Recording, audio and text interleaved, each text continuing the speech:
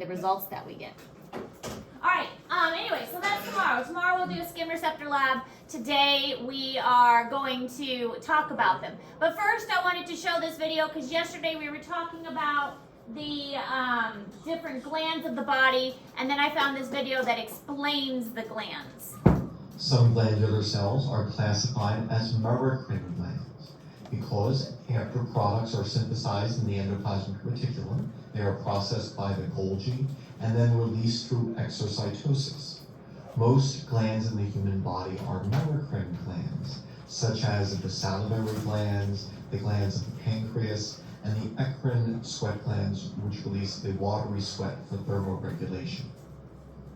Apocrine glands release a portion of the cytoplasm which is pinched off from the apical portion of the cell. There are glands known as apocrine glands in humans which produce the type of sweat which results in body odor. And mammary glands were considered to be modified versions of this type of sweat gland. Recent research has called into question whether true apocrine sweat glands exist in humans, and whether the glands formerly known as apocrine sweat glands in humans should better be classified as merocrine glands. So this will require further study. In glands classified as holocrine glands, dividing cells synthesize a number of products, and then the entire cell ruptures, and it is the contents of the cytoplasm then which constitute the secretion of this gland.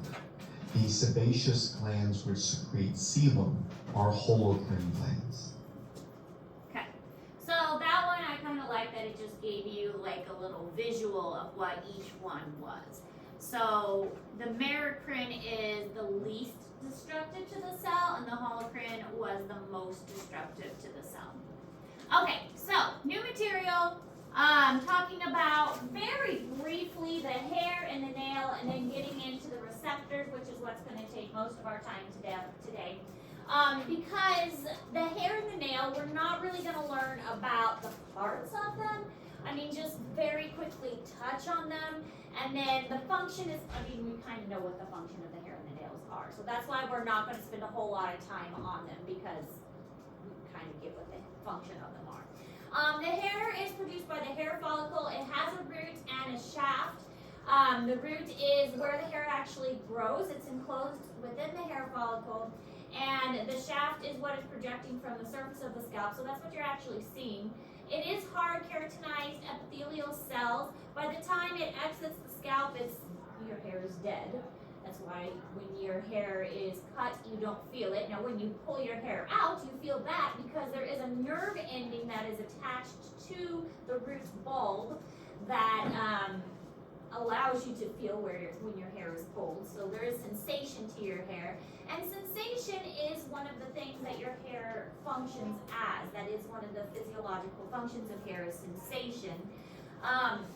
In other types of animals, hair as a sensation is used more.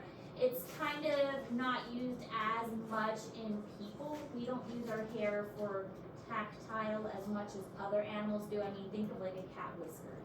That's an example of hair being used as tactile. We don't really do that as much. It's kind of lost on humans. We do have melanocytes, which give our hair colors, why some people have darker hair and some people have lighter hair, the presence or absence of melanocytes. All of this is found in that stratum basal. Again, that stratum basal layer is where mitosis is taking place, and that is what is where the skin grows and also where the hair grows, because again, it is found closer to that capillary layer, and the capillaries is what is providing the nutrients, and where the nutrients are, that is where the growth is going to take place.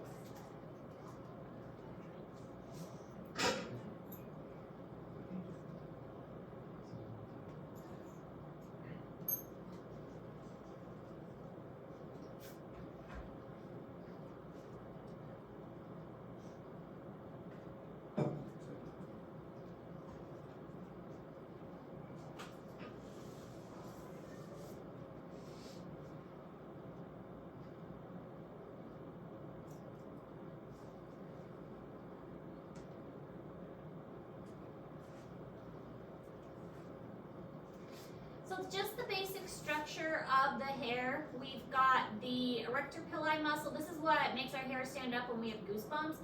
Much more obvious again in non-humans, like cats when their fur stands up and it gets all poofy. It keeps them warm. The idea was that primitive humans had more hair, and so our hair used to stand up to keep us warm. We've lost that over evolutionary time because now we got smarter and we wear coats, so we don't need to stay warm. Sebaceous gland associated with the hair, hair follicle, hair root, and then the hair bulb, and that's where the growth of the hair actually takes place. And within that bulb, we've got the nerve to sense and provide the tactile sensation. But the epidermis is out here, so this is more down toward the deeper portions of the tissue. So the purpose of the hair, the actual physiology of the hair on our head actually prevents heat loss. So when a baby is born, a lot of the heat from the baby is lost through the head, and that's true for humans too. We lose a lot of heat through our head, and so preventing heat loss by having hair on our head is an advantage. We used to have more hair all over our body, but our hair has thinned, so having hair to prevent heat loss, that function has kind of been lost over time because we wear clothes now, and that really kind of helps with the heat loss. It does help protect our head from the sun, though. Our sun is one of the most visible things our head is one of the most visible things to the sun. And so having hair prevents that from sunburn. People who are bald do tend to get sunburnt on their heads a lot, and that is not very comfortable. The hair in and around our nose, ears, and eyes protect these areas from debris and prevent dust and things from getting in our nose, from getting in our ears. Our eyelashes prevent them from getting in our eyes, things like that. There's a little bit of sensory function. The hairs on our arm, if you brush that, you can feel like when something brushes against those hairs. So there's a little bit of sensory function. But then again, like I mentioned, we've lost a lot of that. So other animals have more of that sensory function with their hair than we do. And then there is something to be said for sexual selection. There are sexual preferences. Not everyone, but some people tend to prefer people with certain hair and like certain colors, certain textures, and so facial hair, things like that. So there is something to be said for hair as far as appearance goes. Changing the color of the hair, changing its identity as well. So hair is a form of pride for a lot of people. It's a characteristic trait. So, in the animal kingdom, I teach zoology as well, as you guys know. Picking mates based on appearance is a thing. So hair plays a big role in a lot of that. So there's something to be said for that in humans as well. The hair helps define who people are. Okay, so nails. Nails are heavily keratinized. Keratinized just means that keratin is a very hard material in our bodies. Not like, do you guys know what the hardest material in our body is? The teeth, which is specifically enamel. But yes, teeth, the enamel of our teeth. But keratin is like the nail in the hair, and also the outer portion of our skin. But the nails are heavily keratinized, and they're kind of like scale-like modifications. There are other animals that have like this keratinized as well. So think of like claws and that kind of thing. This also extends from the stratum basal layer of the skin, and specifically the nail bed. This is where the nails grow, is from that stratum basal layer. And the stratum basal layer is responsible for the nail growth. That is where the mitosis is taking place.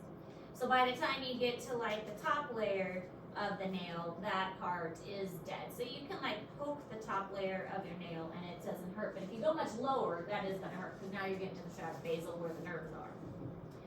It does lack pigment, so your nails are actually colorless. Yeah, you see the plot beneath your nail color. Yeah, that's where the color is what you're seeing beneath it.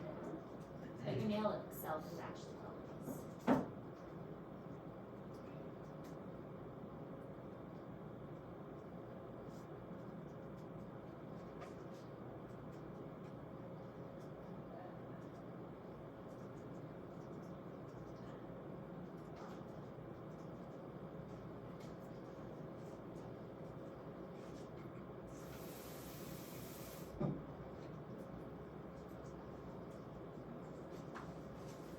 I didn't mean to grow celery, but now I'm just kind of curious. Just gonna keep growing.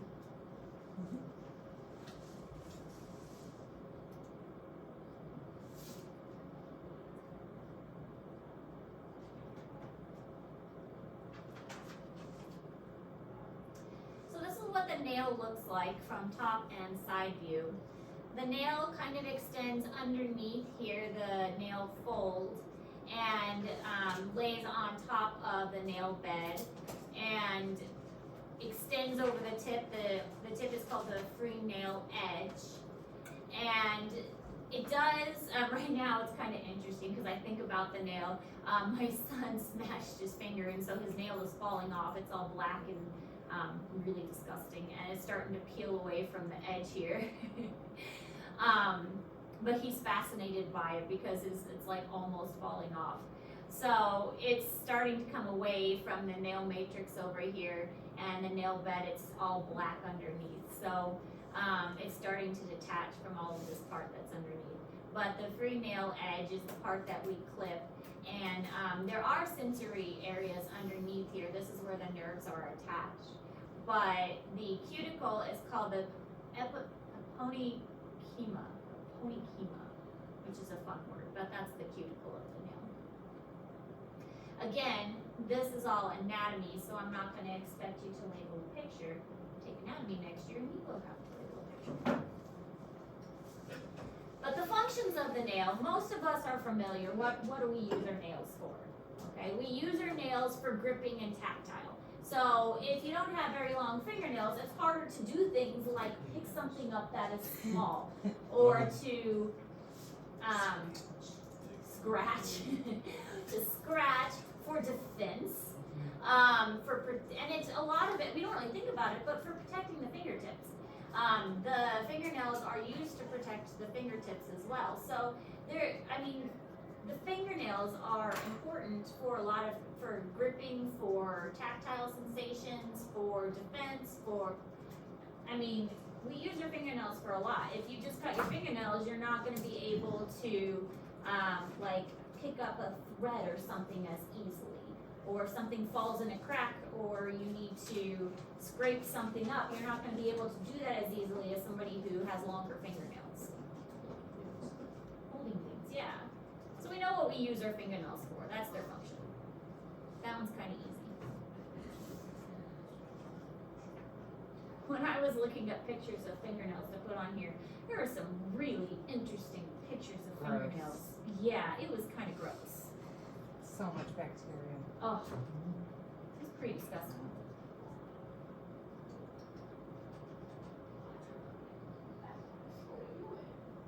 There's some really crazy long ones, and I was like, how do people even? Like the Guinness Book of World Records.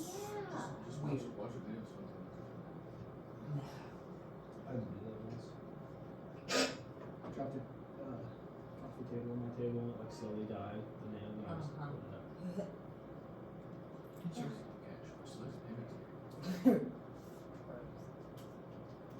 All right, any questions about hair or nails?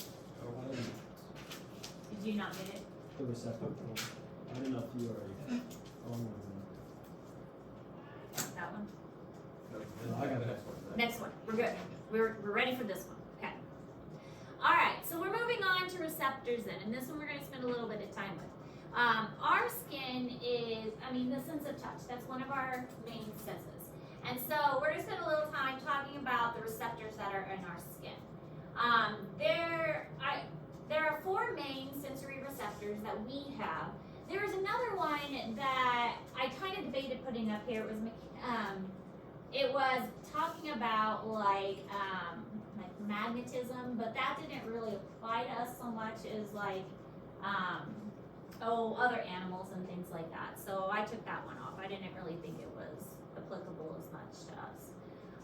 So these are the four ones that really apply to humans. Mechanoreceptors, thermoreceptors, how do you say that one? Nociceptors? There we go. We'll go with that. Sure. I'm the worst at pronouncing things. Nociceptors, and chemoreceptors. Oh, it's nociceptor. Nociceptor? Okay, nociceptors. Which are basically pain receptors. And chemoreceptors.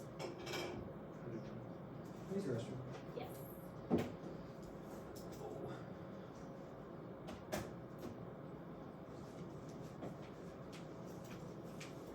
And of course, within these groups, there are different receptors within the skin, of course, that fall into these categories. So these are the four main categories, but within these categories, there are specific receptors that fall into these. Looks like question 1A. Pretty much, yeah. Well, we're gonna have to know. Yeah. Because that falls into that gray area, but it's mostly physiology, because it's how the skin works. How the skin works. See, this is why physiology and anatomy, they're so closely linked together. Some areas get fuzzy. This semester alone, or 2 semesters. This is a long class. It can be crammed into a semester. Because on the to where thing, like there is an option to like join physiology 6 semesters, stuff like that. You join in. You can, I could potentially teach this as a semester, but can you imagine this as a semester? You need like a 2-hour block. Maybe in first year you had like semester. No, it was a year long. When I teach this as a high school course, I teach it as anatomy and physiology together. But I also don't teach it this in depth. I don't want to say dumb it down, but I take a lot out. Yeah. So sensory receptors. This is in Google Classroom. These are the main ones. Free nerve endings, Merkel disc, cross end bulbs, Ruffini endings, Pacinian corpuscles, and Meissner corpuscles. And we're going to go over all of these. They have different locations and they have different purposes. And they fall within those 4 categories we just talked about. So we're going to go over all of these, starting with the mechanoreceptors. The mechanoreceptors, and these are the 4 main four types of nerve endings that are considered mechanoreceptors. So there are 4 types of nerve endings that are considered mechanoreceptors. The mechanoreceptors are physical sensations, mechanical sensations. Such as pressure, touch, stretching, motion, sound. Sound is, I think, kind of a stretch, but you know, when sound vibrates, it gives that sensation. Humans and mammals in general, sense of touch relies on these mechanoreceptors. If you think of, we haven't gotten to the nervous system, so we'll kind of come back to these a little bit when we get to the nervous system.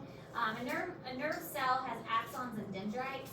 And that's why it says dendrites up here, is the dendrites are the receiving portion and the axon is the sending away portion. So the dendrites receive the information. So they are receiving the information, the sensory information from the from whatever stimulus is around them. So you are being touched. I shouldn't say that because Ike and his crew are always saying touch. I should say that, yes. You are being, like you feel wind, we'll say that. You feel a breeze blowing on you, we'll go with that. You feel a breeze blowing on you, so that is the stimulus.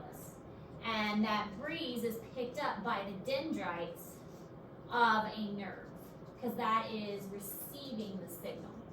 And so one of these is picking that up because they are a mechanoreceptor. And that is a physical sensation. In this case, it would be a type of touch or motion. Does that kind of make sense?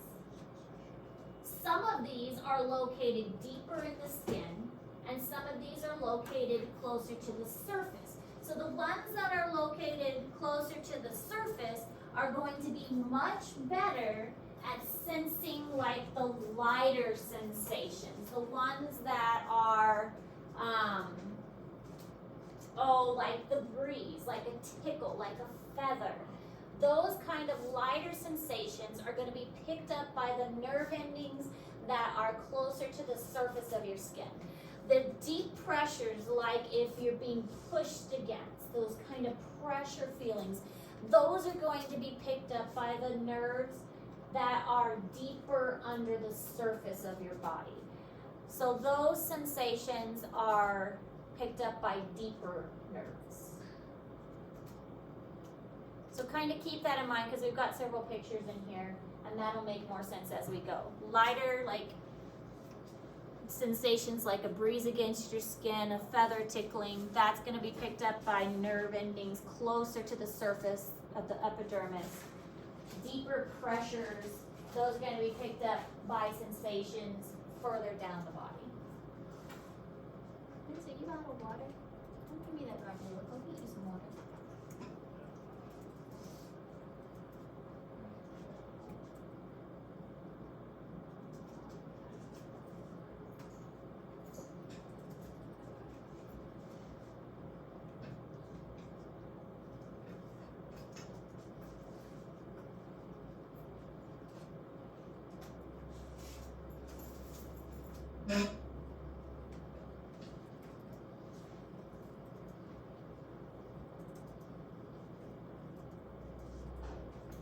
Alright, so starting with Meissner's corpuscles. Meissner's corpuscles, they're encapsulated, so that means the neuron, which is like the nerve itself, has a capsule that is surrounding it and protecting it. And these are found mostly on the fingers and the palms and the soles, because those are, the things you're touching with the most. And they're the most common mechanoreceptor of the smooth and hairless skin. So smooth and hairless skin, hands and feet. So this is going to be one of the most common ones because our hands and feet are what we're touching the most with. So they're going to be doing a lot of touching. And then we've got the Pacinian. I hear Pacinian corpuscles a lot, but lamellar corpuscle is another name. So you may hear Pacinian corpuscle, you may hear lamellar. Those two names are used a lot, but they're the same thing. I did not. Did you put it away? Close it. I already had it closed. But the lamellar corpuscles are also encapsulated, and they are much larger. So the encapsule, again, it means that the nerve is surrounded by something, and they are located much deeper in the body. So in order for them to be activated, they have to have a lot more pressure applied. And in fact, they do sense deeper vibration and they do sense deeper pressure. So these are located much deeper in the body, and their job is to sense that vibration and that pressure. So you're not going to just feel with a Pacinian corpuscle, they're not going to be activated by like a light touch. Their job is to sense pressure. So you have to kind of push on your skin before they will be activated. And they make up about 15% of the receptors in the hand, but that's when you're going to get, because when you think about it, we can sense different types of touch. We can feel a tickle. We can feel hot. We can feel cold. We can feel sharp. We can feel a sting. We can feel a burn. We can feel pressure versus, something. So we can distinguish a lot of different things. And in order for us to distinguish these things, first of all, our brain has to distinguish these things, but also our receptors have to pick up these different things. And so we have different receptors to pick up these different sensations. And so the Meissner ones are going to pick up a lot of these softer, more gentle, and the Pacinian ones are picking up a lot of these deeper, more firmer pressures.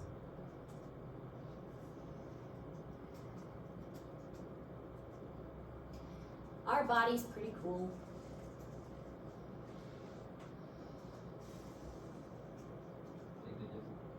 What? Has all these different sensing stuff? You didn't know it had all these different sensing things.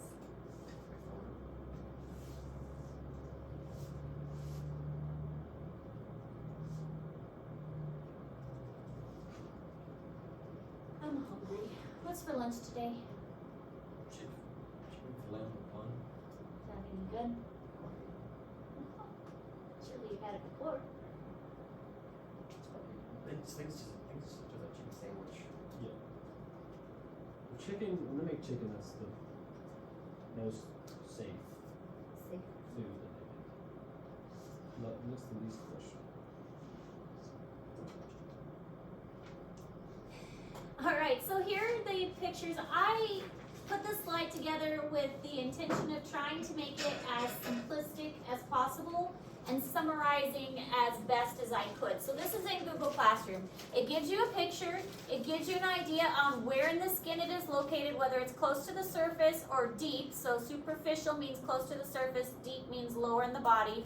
It gives you the name and the picture, and it also gives you what it does. So Ruffini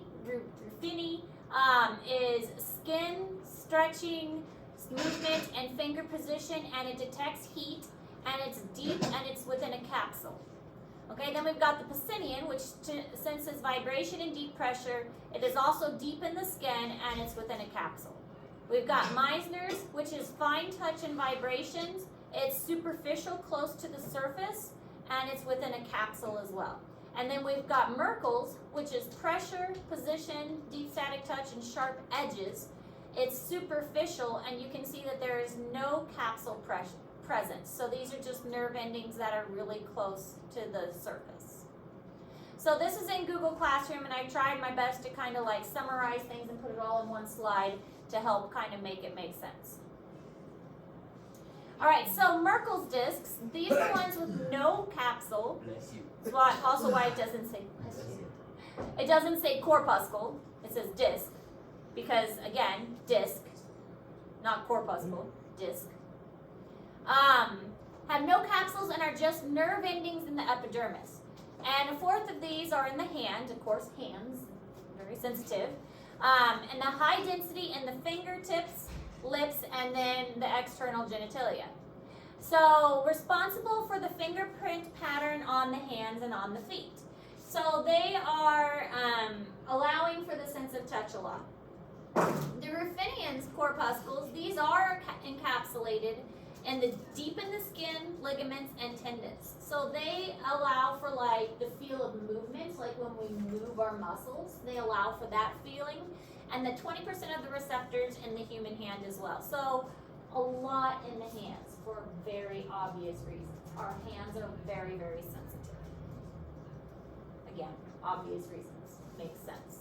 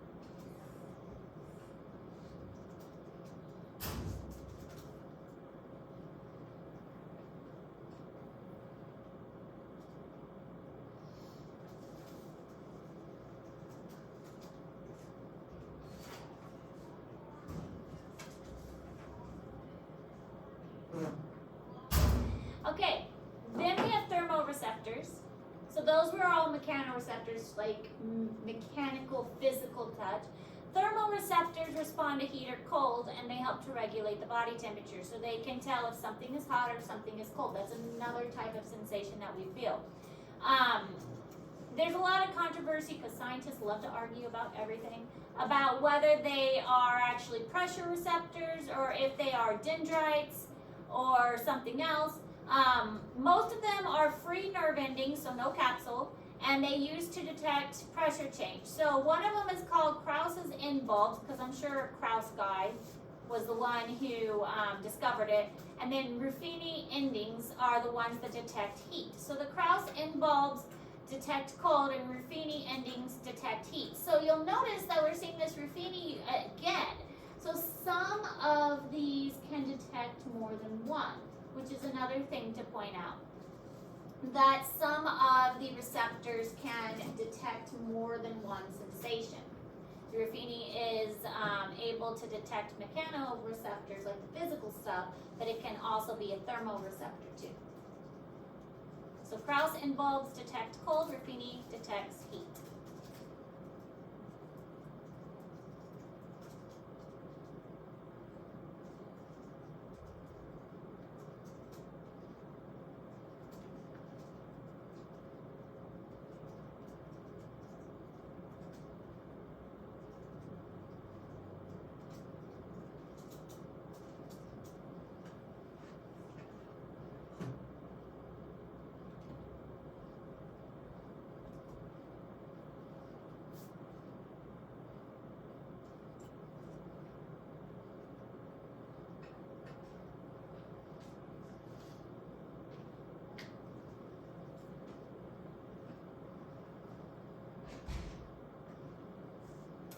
So here is another picture I put in Google Classroom of all of the different endings. I like that it also tells the name, it shows a picture, and it tells what it does. So Ruffini's and corpuscles that sense heat, and it shows a picture of them in a capsule. These are the free nerve endings, and it goes all the way up to the surface. So these are just the nerve endings that go all the way to the surface. A lot of these, we haven't talked about the pain receptors yet, but this one does sense pain. Merkel's disc, which is the sense of touch, and it goes close to the surface too, so this one's superficial. Krauss bulbs, and this one is a cold sensation. Pacinian corpuscles, which sense pressure, and this one also vibrations. And then the hair follicle nerve endings. This one it doesn't really have, we haven't really talked about much with the mechanoreceptors, but we did talk a little bit with hair. So gnosis, oh, she already said it and I already forgot. The pain receptors. These are just nerve cells, or the dendrites, with nothing covering them, so just exposed nerves. Think of them as just exposed nerves in the epidermis and the dermis.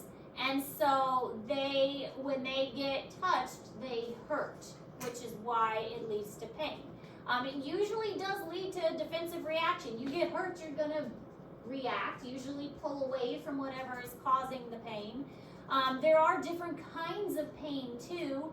There's different sensations such as itching, bruising, sharp pain, burning pain. Like when my kid says it hurts, I'm like, okay, well, what kind of hurt? Do you feel like it's bruising? Do you feel like it's a burning pain? Do you feel like, what kind of pain are we talking about here? So the pain is, it's kind of released from damage or inflamed tissues. So the pain sensation is our body's way of signaling that something isn't right.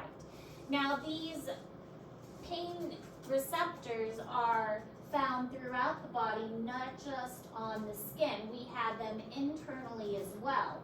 I mean, if we get a stomach ache, it's because there's something internally that hurts.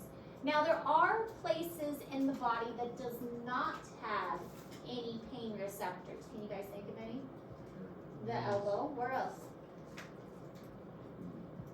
The brain. Like they call it soul. Yeah.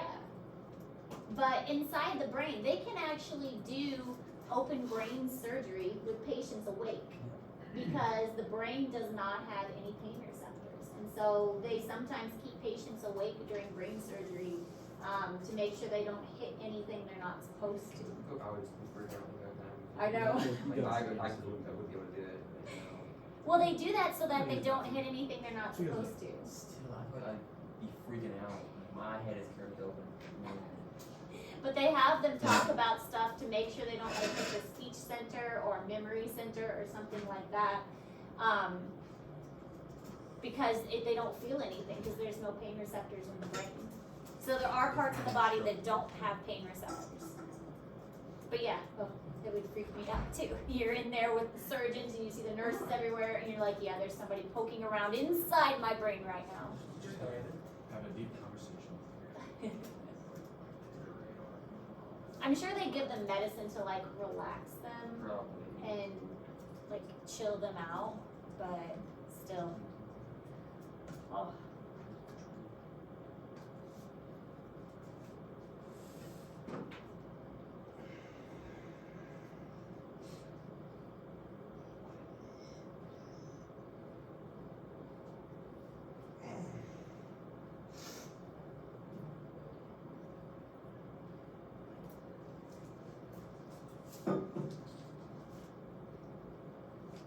Okay, then chemoreceptors. Not really part of the skin, but in general, the receptors that transmit information about so this is kind of like the sciencey thing, the science definition, the total solute concentration of a solution and specific receptor. But basically, it's like the olfactory bulbs in the nose for smelling and the taste buds,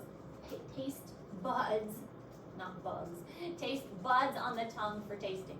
So there are chemoreceptors that detect chemicals that help us to explore. And we'll talk more about these when we get to the senses, because we will talk about how the eye sees, how the ear hears, how the tongue tastes. We will talk about the senses, and we'll get into this more. But since we're talking about receptors, it was worth mentioning here, even though it doesn't specifically have to do with the skin. There are other kinds of receptors. Yes. So even though it's not specifically with the skin like the other ones were, this still falls in that receptor category. And there are others as well, like ones within the brain that determines whether our blood has enough water available, if it's too salty, if there's not enough water, if there's not enough salt, those kinds of things as well. If there's not enough water, then we need to, it increases our thirst center. We mentioned that with metabolism, and in that case, we need to drink more water.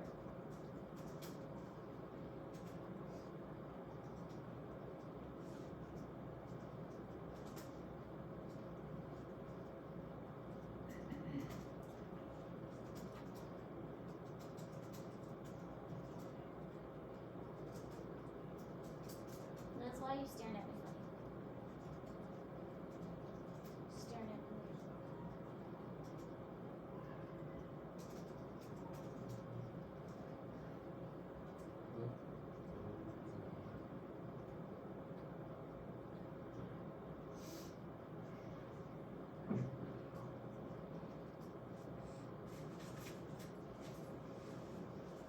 I guess it's Look like is there so much learning to do and osmoreceptors? so little time. Is there the next one osmoreceptors? No. So some receptors can detect more than one sensation. Like I said with the Krauss in bulbs, detect cold and light and heavy touches. So it is possible for them to detect more than one thing. And then here you can see again the Pacinian corpuscles are really low down, the Ruffini and Krauss, and then the Merkels and the free endings and the Meissners, they're all closer to the surface. So again, these three are going to be much more sensitive. These three are going to require more like pressure or more stimulation to touch those three, or to sense things.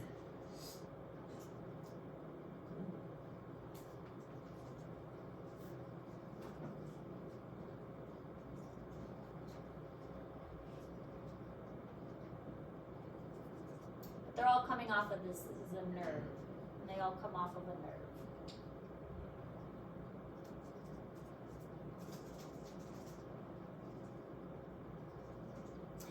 Okay, so this picture is also in Google Classroom. I liked this one because it shows specifically like what they're doing and then where they're located in the skin and the different sensations. So that one's in Google Classroom too. All right, I think that's the last one. Yep, that's the last one. Last writing one. Thermoregulation. So how our body keeps us warm. This one I didn't go into too much detail about because we kind of know this too. As far as keeping us warm, the skin keeps moisture in. That's part of its job, is to keep the good stuff in and the bad stuff out. If our skin is not there, then all of that moisture would evaporate and we pretty much dry out like a mummy. So it's good that our skin is there to keep the moisture in. But another thing that our skin does is help with something called vasodilation and vasoconstriction. When we want to thermoregulate our body, then vasodilation is our vessels getting bigger. When you dilate something, it gets bigger. So our vessels within our skin can get bigger, and this allows for more heat to be released to the outside environment. So when we are too hot, our vessels, capillaries especially, are going to get bigger toward the surface, and the heat from our blood will be released to the environment. This is actually a big deal in animals too. That's why like rabbits have big ears, and they can, especially in the desert, it releases heat from the ears into the environment.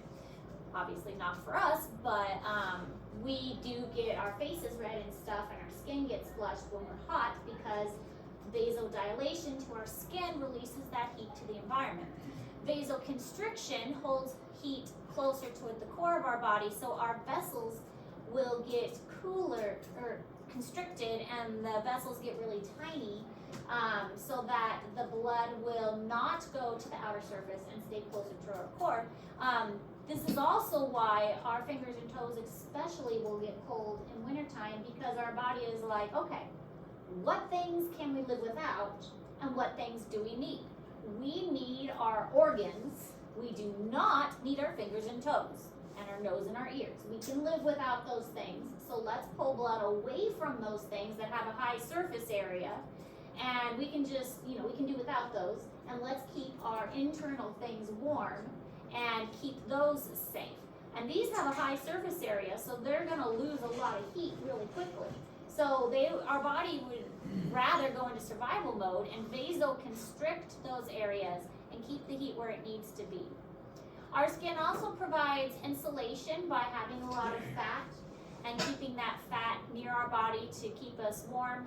And of course, we already talked about sweat with the sudoriferous glands evaporating off the surface to also keep our body cool. This shows how vasodilation works. So here's vasodilation. The blood is flowing closer to the surface so that the heat can basically be dumped outside. Here's vasoconstriction, so less heat to the surface, less blood to the surface, keeping that blood warm closer to the body core. All right, that's it. So we will do a lab tomorrow on the receptors of the body, and then that should take the entire class tomorrow. And then on Tuesday, we are going to talk about skin diseases and disorders. So we are actually getting kind of close already to the end of this unit. This unit was kind of fast because the skin, there's not a whole lot to talk about. But we still have skin diseases and skin disorders to talk about with this unit. Questions? The test will be coming up not terribly quick. We still have a lot to learn. Like 2 weeks? Not next week, but probably the week after. Is what we're looking at. Not next week, but probably the week after.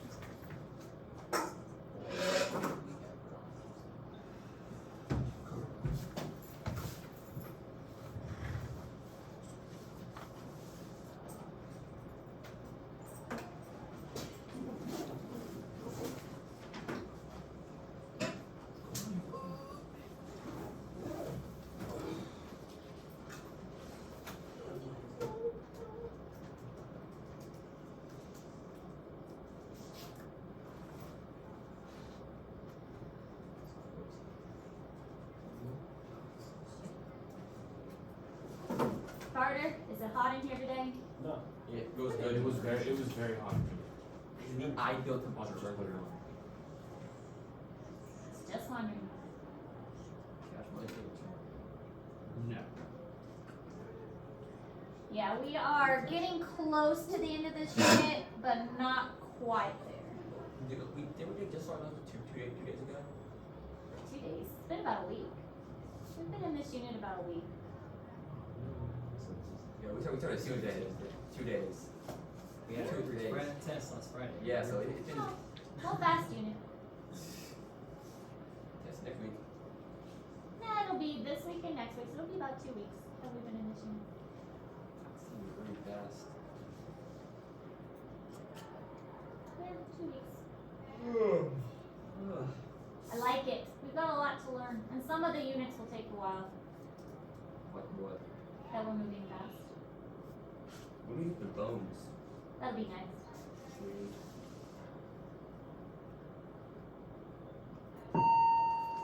All right, everyone. Have a great day. I'll see you tomorrow.